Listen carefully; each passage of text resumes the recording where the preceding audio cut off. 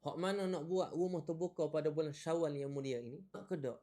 Dapatkan pahala seperti orang berpuasa. Lagu mana tu Ustaz? Kita buat rumah terbuka. Jadi makanan ni kita letak belakang. Orang boleh ambil lah kalau nak makan dah. Orang kata makan secara catering gitu lah kan. Cuba buat satu sudut. Yang mana sudut tu untuk orang yang berpuasa. Mereka ambil dan mereka mari meraihkan kita. Kemudian mereka balik, mereka boleh buat buka puasa. Dia pun tak segan nak mari rumah terbuka, beraya rumah kita. Lepas tu kita pula, beri peluang pula ke dia boleh berpuasa, dia dapat pahala puasa, dan kita pula dapat pahala yang sama. Sebabnya kita beri makan kepada orang yang berbuka puasa. Comel tak cadangan ni? Kalau comel kat, share video ni banyak-banyak. Hari ni adalah hari yang ke-7. Yang mana mula berpuasa pada hari kedua Syawal. Hari ni dia dah beraya, dah habis dah 6 hari berpuasa dalam bulan Syawal yang mulia. Dapat dah pahala setahun ke dia deh. Dalam khutbah Jumaat tadi dia kata, mafhum hadis Nabi SAW menyebut, siapa dia berpuasa sebulan Ramadan,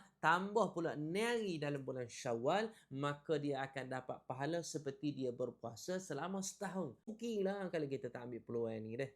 Tahun lepas tak boleh dah, tahun ni tak boleh pula. Rugi seruginya. Hak mana tiap-tiap tahun boleh tu, alhamdulillah. Allah Subhanahu Wa Taala sebut dalam surah Al-Baqarah ayat yang ke-183, ya ayyuhalladzina amanu kutiba alaikumusiyam kama kutiba alal ladzina min qablikum la'allakum tattaqun. Ustaz nak fokus pada perkataan la'allakum tattaqun, supaya kamu bertakwa. Apa gak mana takwa ni? Dalam bulan Ramadan hari tu kita latih diri kita untuk berpuasa. Pada bulan Syawal ini sambungan latihan hati kita untuk kita berpuasa pula. Ambillah peluang. Inilah tanda kita nak tahu hasil daripada takwa kita dalam bulan Ramadan. Kita boleh bawa ke tak pada bulan Syawal yang mulia ini. Kalau tak puasa lagi, nak mula esok direct ni hari, boleh silakan. Kalau nak mula seli-seli, hari ni puasa, lusa tak puasa, lepas tu puasa pula, boleh juga. Ataupun nak puasa Isnin Khamis. Ustaz, lagu mana puasa kati ni Ustaz? Gini, kalau kita larat, kita puasa qada lain, puasa ni hari raya, puasa hak lain. Kalau kita tak larat, gabungkan puasa qada kita dengan puasa sunat kita ni. Saja aku puasa qada Ramadan bersama dengan puasa Syawal